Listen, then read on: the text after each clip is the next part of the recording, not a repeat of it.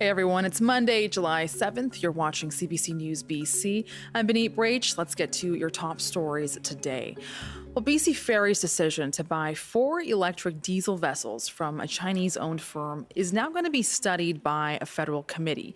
It's a project financed with $1 billion from the Canada Infrastructure Bank. Critics have complained about the deal, while BC Ferries had said no Canadian shipbuilders even submitted a bid.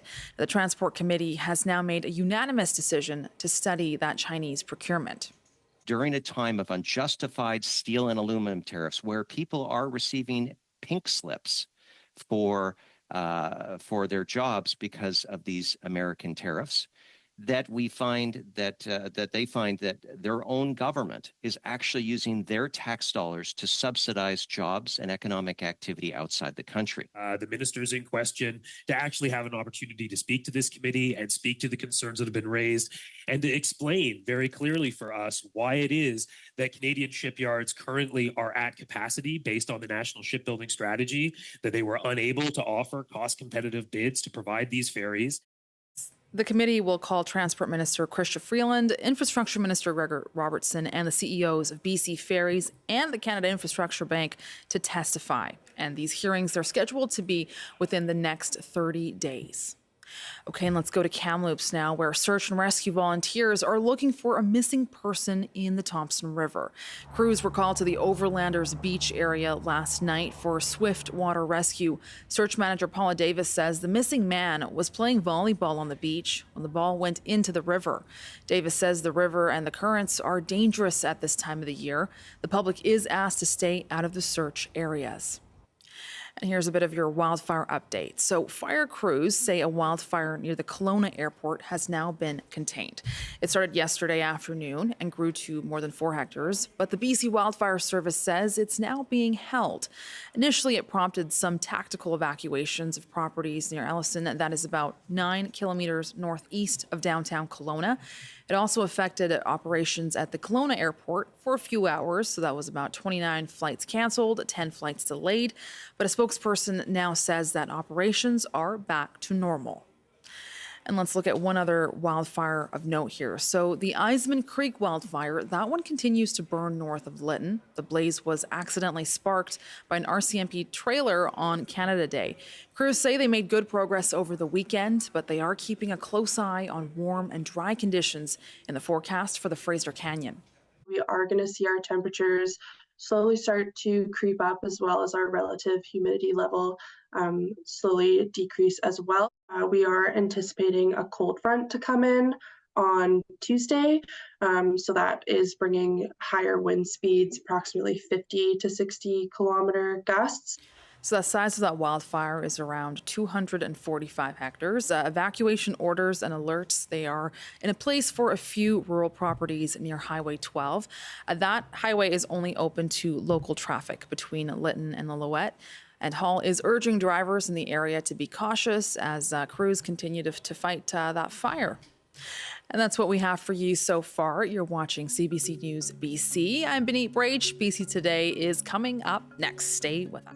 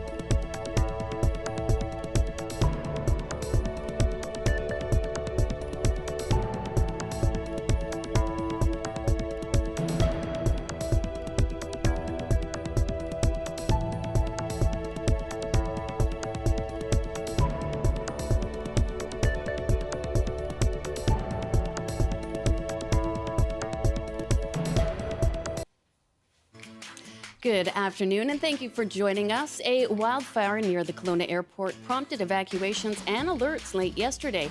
We'll bring you the latest on the situation.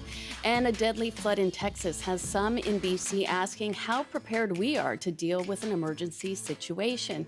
And are Canada's electric vehicle goals too ambitious? We'll hear how some are calling for the government to hit the brakes on EV mandates. I'm Amy Bell, in for Michelle Elliott, and this is BC Today.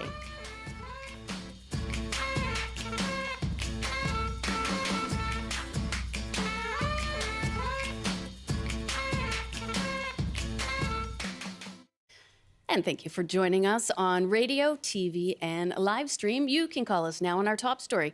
Do you feel confident in our province's ability to respond to an emergency situation? Our number is 604-669-3733. You can also call 1-800-825-5950 or hit pound 690 on your cell or email us bctoday@cbc.ca. You can also comment on our live TikTok stream. That can be found on TikTok at CBC Vancouver. A small wildfire burning near the Kelowna International Airport placed 7 properties under evacuation order and more than 100 under alert late yesterday. It was initially classified as out of control, but the BC Wildfire Service now says it is being held. And for more, we are joined by the host of CBC's Daybreak South, Chris Walker. Hello, Chris. Hi, Amy. So, Chris, walk us through the events that happened yesterday. Well, as you mentioned, this is not a big fire, like 4 hectares, 12 acres, about 7 square city blocks. Started yesterday afternoon, but it's close to the airport and close to home. So you can imagine it prompted like a really aggressive attack right away. A number of fire stations, the BC Wildfire Service with air support. Now, you mentioned it's held. That's just like fire speak, which means it's not expected to grow. More on that in a sec. As you mentioned, 7 properties under evacuation order. The alert, though, stretches way back up this hill to the east of that airport. And the proximity to the airport meant that flights were grounded. As we heard on the news, they're back up and running today. And to your bigger topic today, it's always interesting to see how these organizations work together. So in this case, cities, regional districts, RCMP, and in this case, NAV Canada and the airport, right? Yeah. So far, so smooth. That's great. Do we sort of know how the weather maybe will impact things in the coming hours or even in the coming days? Yeah, well, let's start with hours first. It's a gorgeous Okanagan day here, the kind of day that we all live for. Blue sky, warm temperatures. The concern is always, though, the wind, right? That has abated a bit today. It is expected to be a calm day. The winds here typically pick up in the afternoon. Now, the forecast for tonight looks okay. It's tomorrow night that looks like it might be a little bit of a problem, a few more wind gusts. So fire crews might have, another 24, 36 hours to kind of get a better handle on this fire before those winds pick up. That's the hope anyway. And, looking at sort of footage around the area, there's hundreds of kilometers of untreated forest outside surrounding Kelowna. What are the concerns there specifically? Yeah, well, the Okanagan Valley is, of course, a valley, and that means it's surrounded on all sides by hills. And the woods to the east of the airport stretch, as you say, 100 kilometers back over this really big plateau. It's not a natural forest, though, right? It's all been logged and replanted, so it's thick, packed full of fuel, and almost entirely untreated. So that means very few prescribed burns, almost no trimming to reduce that risk. And this year in the Okanagan, 300 hectares have been treated. There are like 1 million hectares back there. It's a tiny little drop in the bucket. It's like they've treated a part of the size of Stanley Park when the forest is the size of the whole lower mainland. So another little warning sign here that, about the dangers around BC communities. And so far, this one, as you say, held, hopefully under control a bit later today. We will definitely keep in contact with you, Chris. Thank you so much for just keeping us updated here. Thanks, Amy. That is CBC Daybreak South host Chris Walker. And on Thursday afternoon, the National Weather Service warned Texans in Austin, San Antonio that pockets of heavy rain are expected and may result in flooding. On Friday at 12:42 a.m., they posted on X, formerly known as Twitter, that they were upgrading its flood watch to a flood warning. At 4:06 a.m., they posted A very dangerous flash flooding event is ongoing, and turn around, don't drown. Between 4 and 6 a.m., the Guadalupe River rose nearly 10 meters. At least 82 have been killed, including 27 at Camp Mystic. Officials say the death toll is sure to rise. All this has raised questions about how BC would have responded to a similar disaster. So we want to hear from you now. How confident are you in BC's ability to respond to natural disasters? What concerns do you have about BC's emergency response capabilities? Call us at 1-800-825-5950, 604-669-3733, pound 690 on your cell phone, and you can email us bctoday@cbc.ca. Now, we did reach out to BC's Minister of Emergency Management and Climate Readiness, Kelly Green, but she was unavailable. Joining me now is Paul Edmonds, Principal Consultant for Red Dragon Consulting. They specialize in emergency management, and we've reached him in the Okanagan. Good afternoon, Paul. How are you? Good afternoon. Yeah, very well, thank you. So what struck you about the Texas floods from an emergency response perspective? From emergency response perspective, it's one of those case studies that we're going to be pulling apart for years as it comes along because of the modeling information that that the forecast is used, the notifications to the county in the USA, and what are the actions there. It's too early to say what all the investigations are going to conclude, but bringing it closer to home, back to British Columbia, there's a robust system for River Forecast Center through the government. Where notifications come from to local governments and First Nations. It's not to be said that people need to take their own responsibilities as well. We tend to write emergency plans and evacuation plans, and we also do incident reviews on such tragic events. The large events that's happened within BC recently, we've actually facilitated reviews to help First Nations, local governments, municipalities, and the province to learn from what's happened in the past. Now, considering the timing, should more have been done, besides posting messages on X? That's a hard question to answer at this very moment in time without knowing the full details of what happened, in Texas. We're quite removed from that. But there are similar occasions that could happen in British Columbia. You just talked about the city of Kelowna and the wildfire near the airport, for instance. Yeah. There was tactical evacuations happening on the ground. BC Wildfire connected with the local government, the city of Kelowna and the Central Okanagan Regional District, because they have a coordination approach. And they actually tasked out RCMP with BC Wildfire advice in doing tactical evacuations, which is actually people going door to door. There would have been digital notifications as well, which is what we read about in Texas, going through to your smartphones.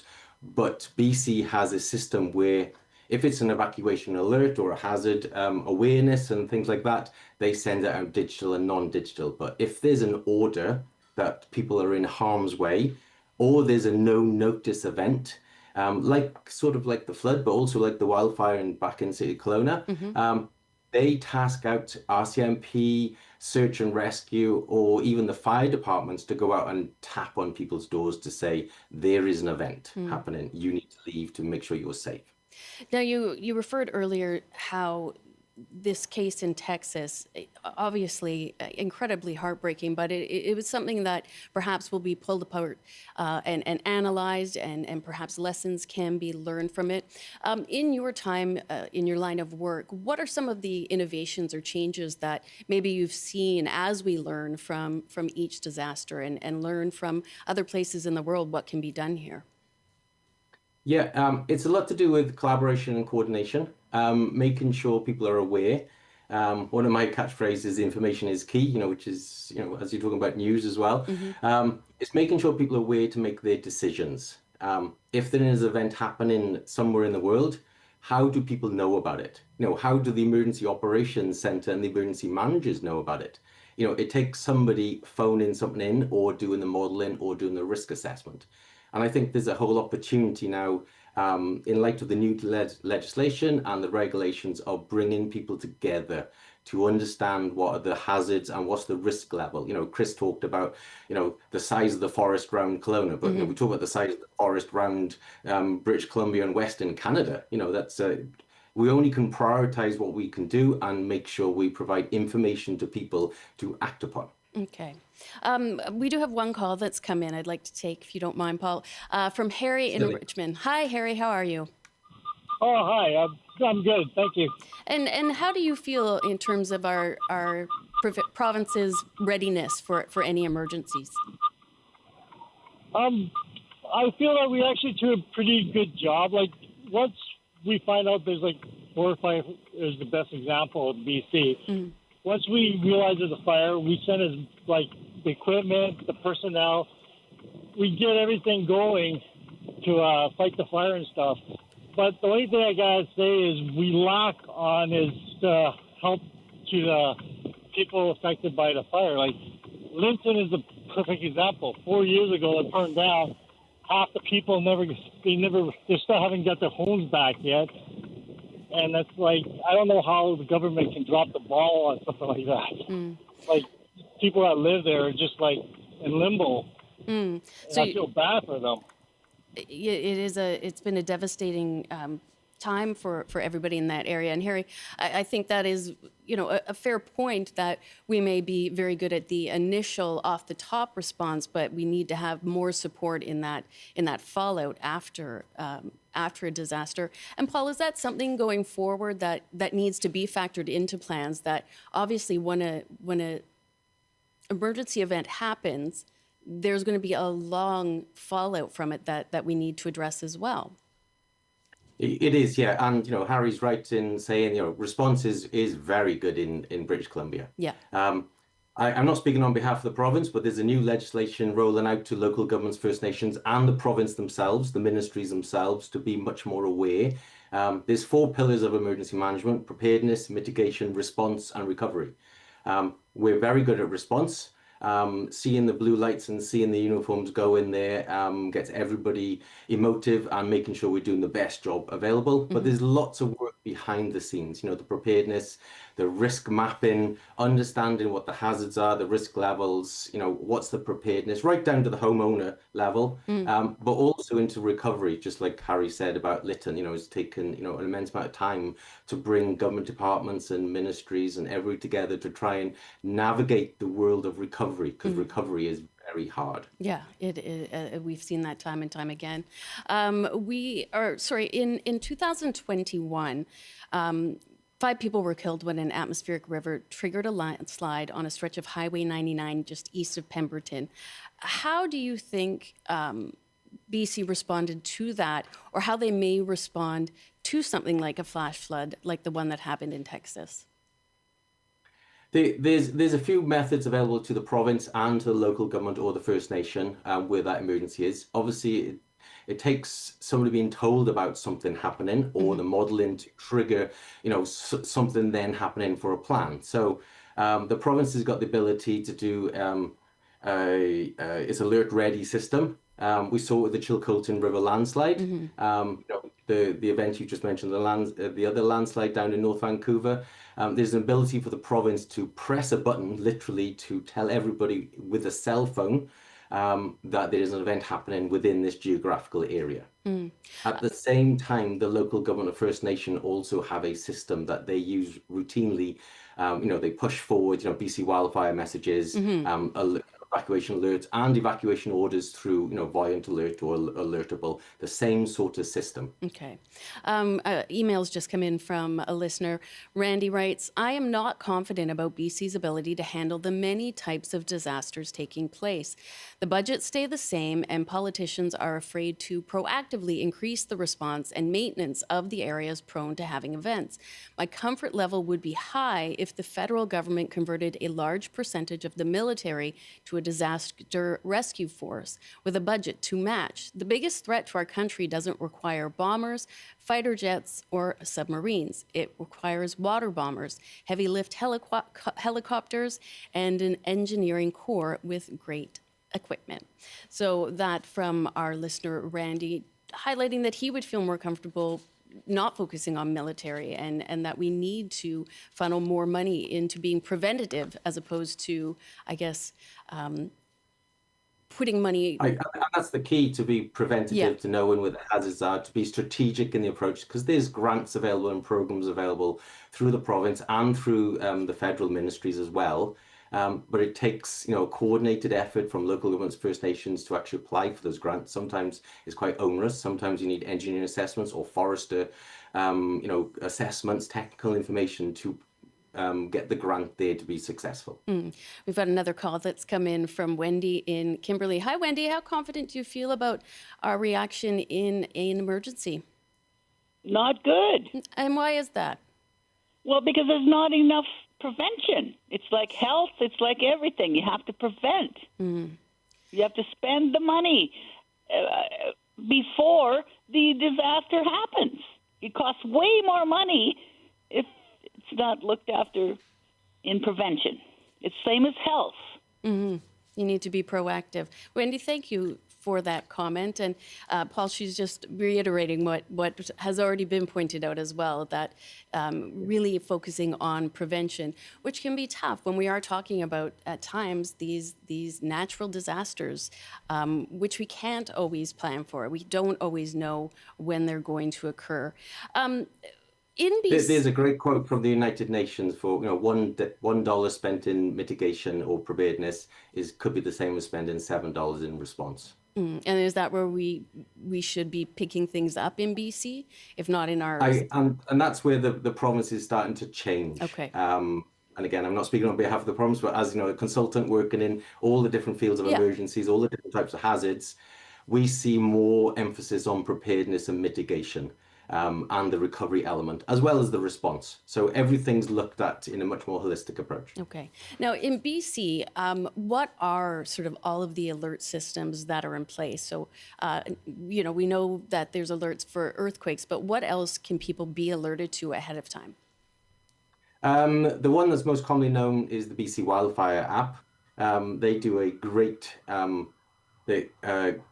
platform to share information about fires. You can actually drill into the information to actually go back, the local area, look at the map itself and see what's happening.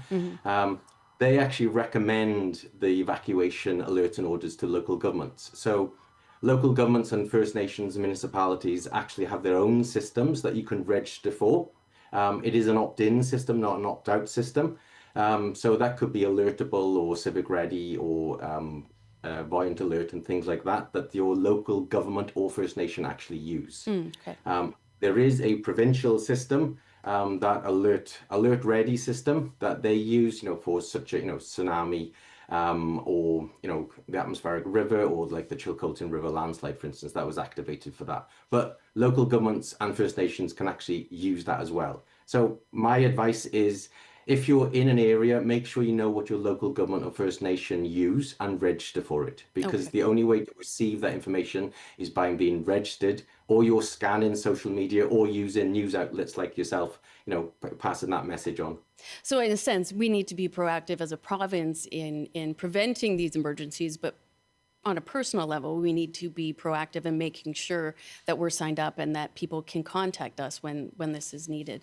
I would love to have more people join our conversation. They can call us, of course, at 1-800-825-5950, 604-669-3733. You can email us, bctoday@cbc.ca. And we were talking earlier, the producers and I, about how more and more we're seeing warnings and such coming out on social media. As we saw in Texas, they were posting on X. And we do get text to our phone calls. As we become inundated with information on our phones, there is a tendency of people to tune it out a little bit. Is there a danger that people will miss these warnings, that they're not paying attention to their phones? Is it not better to have something like a siren, as we see for tsunamis in Tofino? That's definitely happens sometimes. The amount of social media that comes through and the amount of credible information as well. What I would say is make sure people are aware of who Alertable or Voyant Alert or anything else the local government and First Nation actually use, to make sure they understand the difference between the social media notification and an emergency notification. We live in a world of, the massive amount of information that we receive every day, but we have to understand what the priority is, and it's a very hard question to answer. How do people take social media and how do they take emergency notifications? Which is why there's sort of built into the evacuation process within BC is the door knocking. So if there is a tactical evacuation or an evacuation order, there is a requirement on First Nations and local governments to send people out to tap on the doors. And this happened in the atmospheric river in 2021. It's similar, in the middle of the night to the Texas event that you're talking about. Mm-hmm. You have to go and wake people up because they're not looking at their phone at 2 o'clock in the morning, waiting for a call. And I suppose with anything in life, we just can't plan. It would be great if they were happening during waking hours and everybody was on their phones looking, but there is always that cost of people being asleep and being unreachable when these issues happen. We did get one email in from Alfred, and he writes, BC has map after map showing flood zones, like the whole Falls Creek area, yet we are still developing major infrastructure that guarantees that we will have major emergencies within a few decades. Political considerations and big money win out over preparedness every time. Thank you for that, Alfred, and I thank everybody that called in and wrote to us today to talk about this situation. And Paul, most of all, thank you for taking time with us and just explaining how emergency systems work here in BC. Thank you. That was Paul Edmonds, Principal Consultant for Red Dragon Consulting. They specialize in emergency management, and we reached him in Kelowna. It is 12:27, and this is BC Today. And young people aren't spending as much time in malls these days, but BC billionaire Ruby Liu wants to change that. Using the former Hudson's Bay locations, she's looking to take over. Liu already owns several malls in BC, and now she's just received court approval to lease 3 of the former Bay locations. And eventually, she wants to secure 28 in total. Last week, Gloria Makarenko talked to her about her ambitions to revive mall culture among young generations. She was joined by business partner Linda Chin, who also acted as Liu's Mandarin interpreter. Right now, we are encountering an e-commerce era. So internet plays a very key and important role in our daily life. Therefore, we want to drag young people from internet into reality and from online to offline.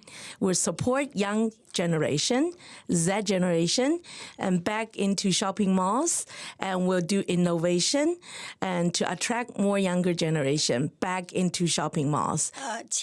Ruby just wrote a letter to the Right Honorable Prime Minister a few days ago and requesting a chance to meet with the Prime Minister in person to talk about how to improve the competitiveness for the country and how to provide benefits.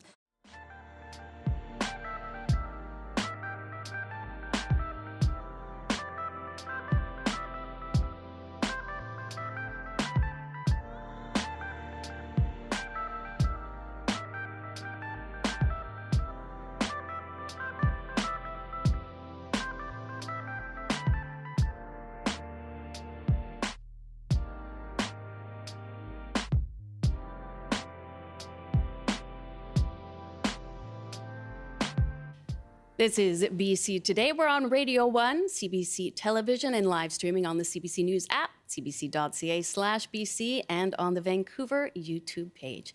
It is time for the CBC local news to 12:30 with Robert Zimmerman. Good afternoon. A wildfire that was discovered burning near the Kelowna Airport yesterday is now classified as being held. It triggered a local state of emergency and prompted evacuation orders for 7 properties and evacuation alerts for 100 others. The BC Wildfire Service says about 80 fires are actively burning across the province. The search continues for a young man missing in the Thompson River in Kamloops. Search officials say the 21-year-old was playing volleyball on the beach and went into the river to retrieve the ball. His friends tried to help, but they were also struggling in the fast-flowing water and had to retreat to shore. And the House of Commons Transport Committee is looking at BC Ferry's decision to have its next 4 vessels built by a Chinese shipyard. The committee will call Transport Minister Chrystia Freeland, Ferry CEO Nicholas Jimenez, and others. BC Ferry says no Canadian shipyard bid on the contract. And now the forecast on the north coast. Rain this afternoon with a high of 13. Highs reaching 24 with a mix of sun and cloud in the Peace. In the central interior, including Prince George, a chance of showers with a high of 19. Highs around 30 with lots of sunshine this afternoon in the Kootenays. In the southern interior, including Kelowna, sunny with a high of 31. And for Metro Vancouver, Greater Victoria, and the Fraser Valley, sunny this afternoon with highs reaching 30 inland. That's your CBC News update from Vancouver. Thank you very much, Robert. And while Canadian tourism to the U.S. is down, are less Americans making the trip here? Well, story producers Emma Jean and Melody Jacobson made their way to Granville Island, and they managed to find some Americans. It also just happened to be the 4th of July. We're here from Knoxville, Tennessee in the U.S. But the people are so nice. We've not been in, where are we? Vancouver. Vancouver. We've had a full day, one full day in Vancouver, and we went to Whistler. Oh man, had the best time. Let's go. Look at this flag. U.S. It's a beautiful flag. Where are you visiting from? So I'm from New York, right? But like we just came from Seattle. We love it here. It's very nice. Like just walking in the street, like people are really nice. Like the atmosphere is very nice. Like in America it's like tense, but here it's like just chill, you know? It's nice. I really like the looks of the city. We literally just got to the U.S. Canada, sorry. We just came from the U.S. and I really like Canada so far. Yeah, we were eating and a lady from Canada came up to us and thanked us for being from Texas and helping out. So we thought that was pretty cool. And we appreciate y'all for what y'all do.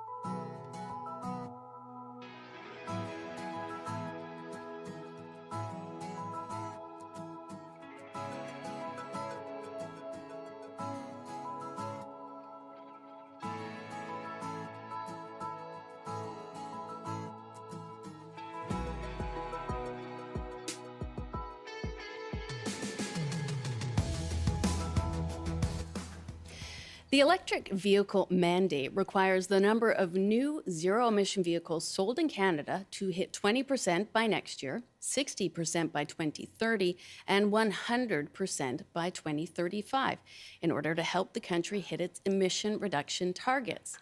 But with U.S.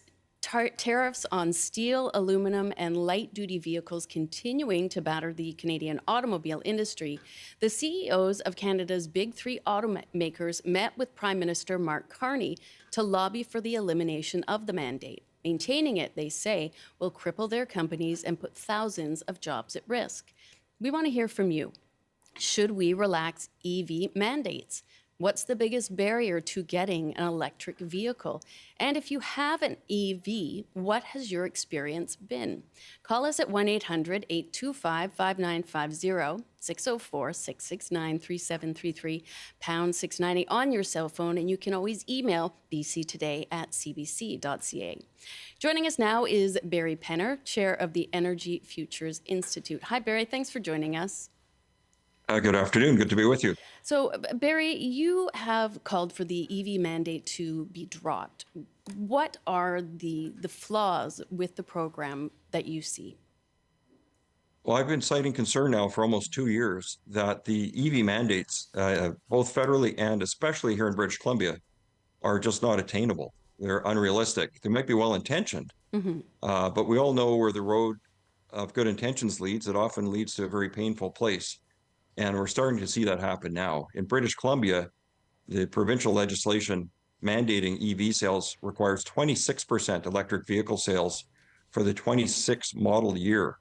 And those models are arriving now on dealers' lots. And the provincial government has said that those requirements will apply to the 26 models, not the year, but the actual models that are now in the lots. Compare that to the federal mandates that people are shocked about, which are 20% for the 26 model year, whereas in BC we're at 26. And then by 2030, it gets even more unrealistic in British Columbia. It rises to 90% for the 2030 model year versus 60% for the federal mandate in 2030. So any way you slice it, British Columbia is a bit of an outlier.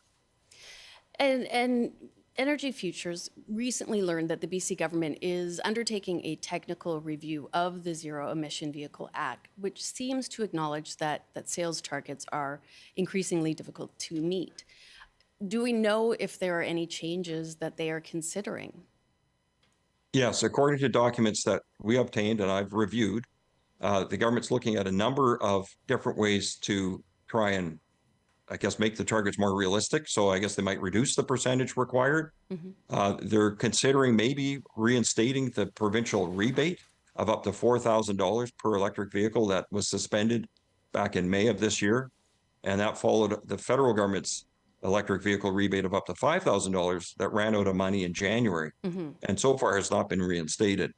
So they're looking at possibly trying to make it easier for people to buy them, but they're also looking at maybe changing the targets, the mandates themselves. And maybe more concerning, there's some vague language about trying to find other pathways, alternate pathways to try and get lower prices. And what I'm hearing is the government might be thinking of putting pressure on the auto manufacturers to just lower the price even more for electric vehicles.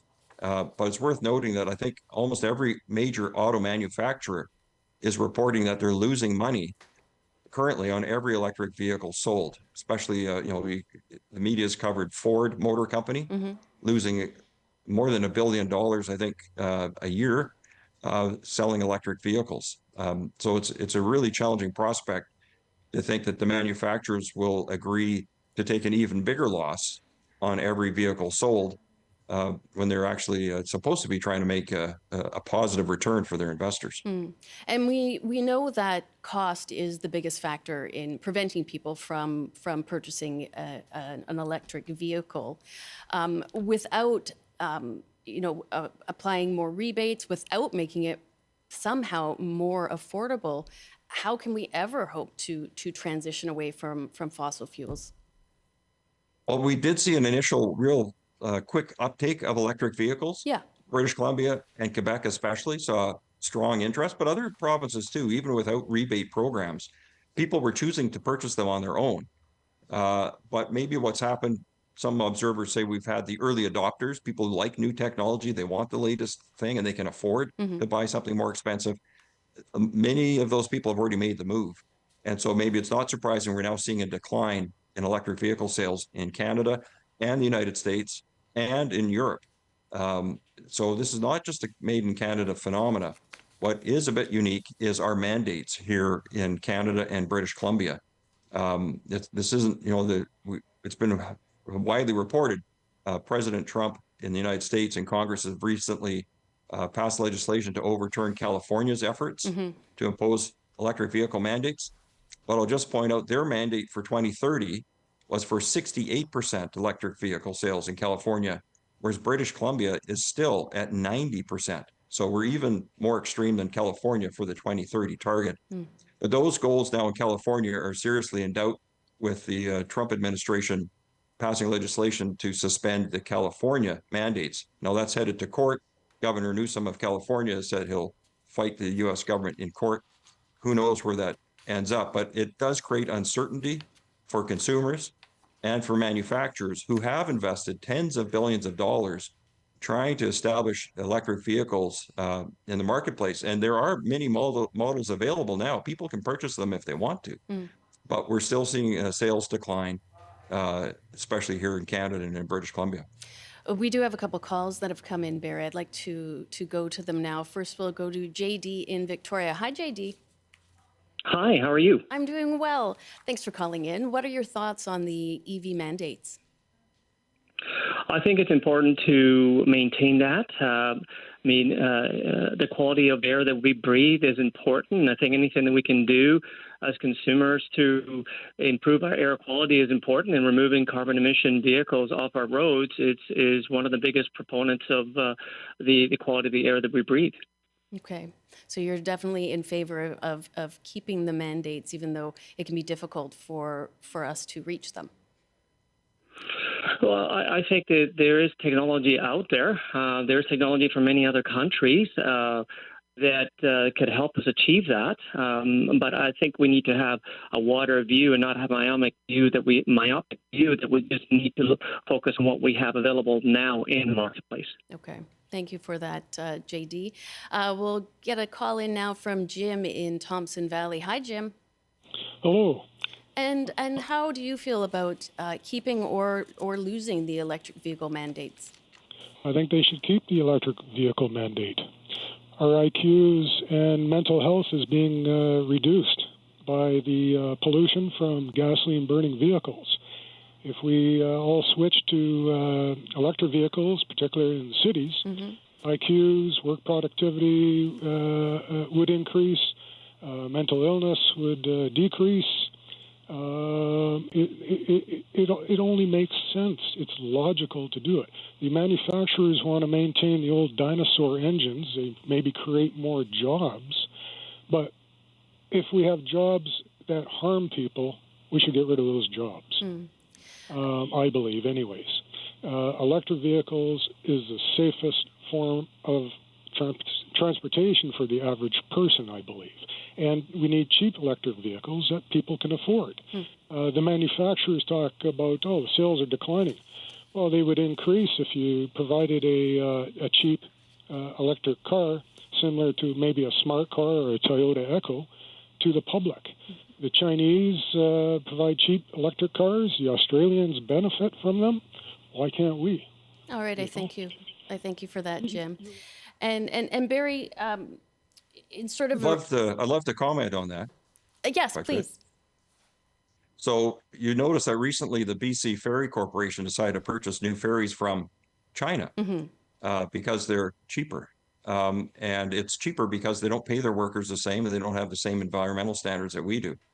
So the ferry corporations made a choice to save money by purchasing from somewhere where they don't treat the workers the same way we do, and they don't treat the environment the way we do. And when you peel back the onion a bit on these electric vehicle mandates, they will have the effect of forcing us to purchase more vehicles that are not made in Canada, because currently we don't make passenger electric vehicles in Canada, except for one vehicle, and it's the Dodge Charger, which is a two-door sports coupe, which isn't really practical for most people. It's a great vehicle, very fast and exciting, but high for performance. a family, it's simply not plausible. It's a very fun and exciting car, but it's running about $60,000 to $70,000 to $80,000 to purchase, and that's the only one made in Canada. We do manufacture other vehicles in Canada, including hybrids, which greatly improve fuel economy. For example, the number one selling personal vehicle other than a pickup truck in North America, including the US right now, is the RAV4 hybrid made by Toyota in Cambridge, Ontario. But under the EV mandates, that's not acceptable. So, we've talked about elbows up, but EV mandates might be elbows down in terms of encouraging Canadians to buy outside of Canada if they have to buy electric vehicles, because we're currently only manufacturing one vehicle, it's the sports vehicle, the Dodge Charger. And I think there would be an unintended consequence. And just lastly on this idea about pollution from vehicles, yes, we've all wanted to see reductions in emissions from vehicles. I've led the charge previously in my time as environment minister and even before against power plants in the Fraser Valley that were going to add air pollution.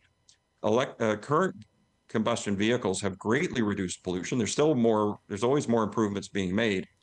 But, the unintended consequence of these mandates would be to discourage people from buying the Toyota Prius hybrid, which last year got a world record, set a world record recognized by Guinness, 93 miles per gallon average between Los Angeles and New York City.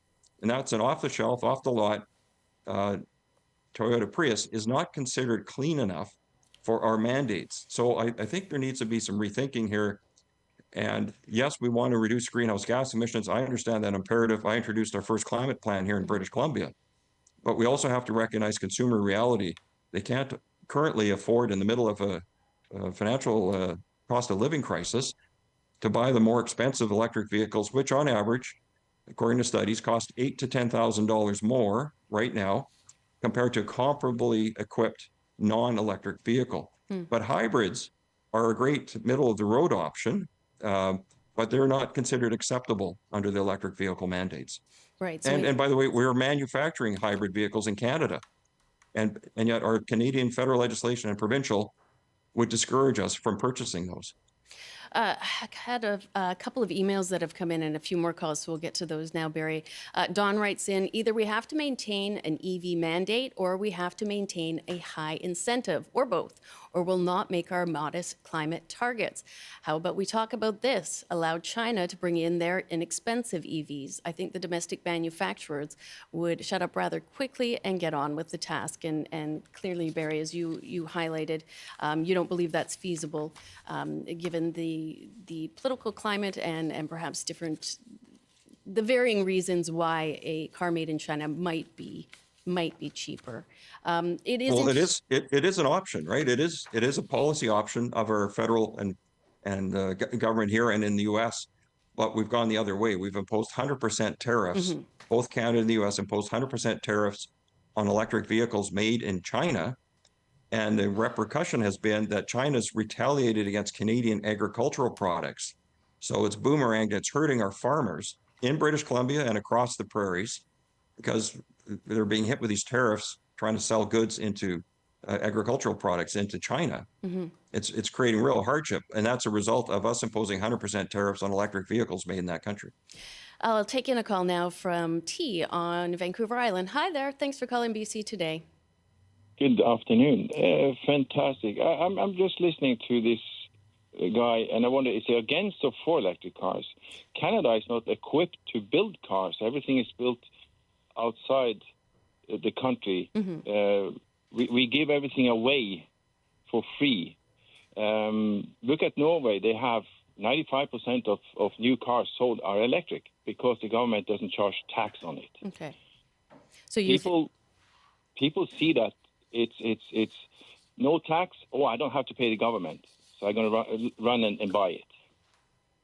And I thank you for that. And Barry, is that something that perhaps provincial and federal governments should look at, not charging tax on the purchase of an EV as opposed to providing rebates or having this mandate? That is an option. When I was environment minister, we offered a $2,000 break on the provincial sales tax for regular hybrid vehicles, like I mentioned, the Toyota Prius and the Ford Explorer, the Ford Escape hybrid. Those got a $2,000 provincial sales tax break at that time, but that's been ended. You no longer get that. The caller mentioned that we don't, I think he said we can't manufacture cars in Canada. We do. We do have a strong auto sector, mostly in Ontario, and 80% or so of what they manufacture is exported. And as I mentioned, the number one selling vehicle right now in North America is the RAV4. It's being built in Ontario. It's being sold into the United States. It's under threat by the tariffs from Donald Trump. Yes. But this year, going forward, Toyota has announced it will only be available as a hybrid or as a plug-in hybrid. They're getting rid of the internal combustion engine alone option. It'll either be a hybrid or plug-in hybrid, and it's made in Canada.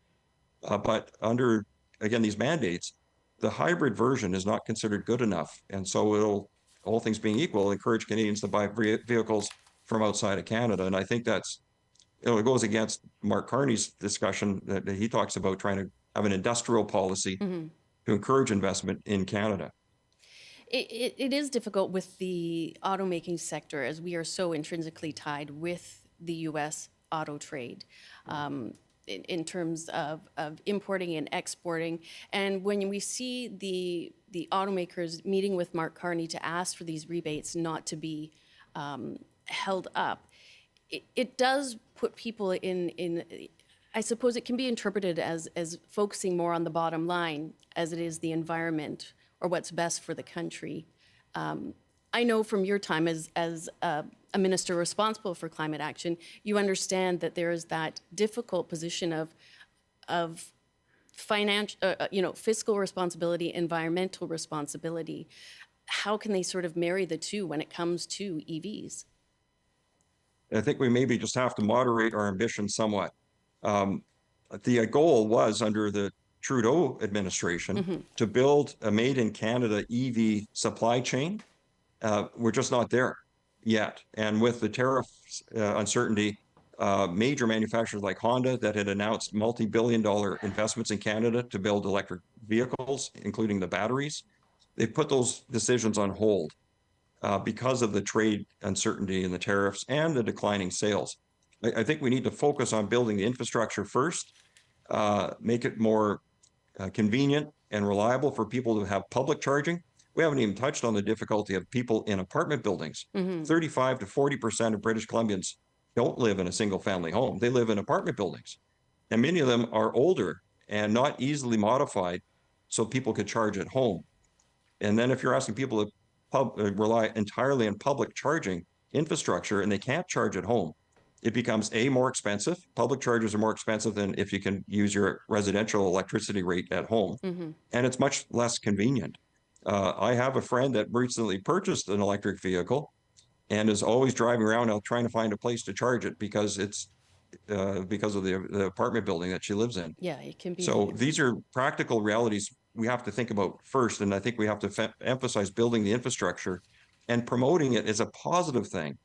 But when government comes with a big stick and says, you must buy this particular type of vehicle, there's immediately going to be a reaction of amongst a certain percentage of the population. Sure, to push back. And we're hearing that. Yeah. Pushback. And we already hear it. And I'm frustrated because I love the technology. But you hear pushback from people saying, I will never drive an electric car because the government's trying to force it on me. And that's an unintended consequence which should be avoided. No, fair enough. We've got lots of calls that have come in, Barry. I'd like to get some more. Anya on Vancouver Island, thanks for calling in. Hi, what a great discussion. Very interesting. Yeah, I just wanted to give my perspective as someone who doesn't live in a major urban center. We only have one vehicle. We have a RAV4. I heard your guest mention it as a hybrid. Fantastic vehicle. We use it to haul a small trailer. We go camping quite a bit. And so I don't think we would ever want to get an EV because of just the fact that we do go into the back roads. The hybrid is a really nice, solution to having both electric technology for the highway driving. But, the fact is a second vehicle is when you look at the expense of that, we just decided we're not doing that. We have an e-bike as basically our second vehicle to run errands and stuff like that. So we're fully in support of cleaner technology. It's just the practicality for it for someone who doesn't live in an urban center and who likes to go exploring beautiful British Columbia. It's just not practical. I would never want to buy anything. And I would just add that RAV4 is likely made in Canada. Love it. I love this vehicle. We'll get a call in now from Scott in Victoria. Hi, Scott. Hi, thanks for taking my call. I am a Tesla owner. I love the car, and the reason I bought it was because of the incentive. I had no desire to buy it, but it was a $9,000 rebate from the government, so I said, why not? Best purchase I've ever made, and I'll tell you why. Even with the RAV4, you still got a gasoline ICE engine in there. So you're burning fuel, which means you have maintenance costs. With my Tesla, in 5 years, I put a set of tires on it. The brakes are going to last me the life of the car because they're regen. I don't even touch them unless you're doing a panic stop. There's no maintenance cost, zero.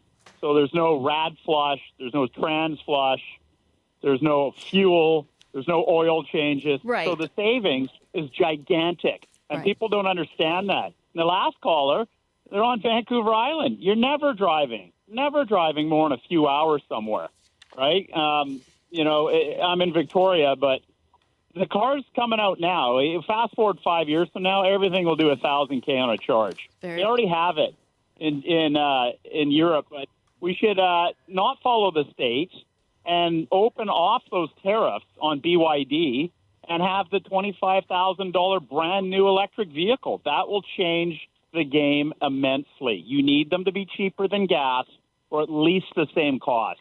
And then everybody will switch because we're paying double for fuel than our neighbors to the south, which I can look across from my house and see. Yeah. So why are you burning gas? It's ridiculous.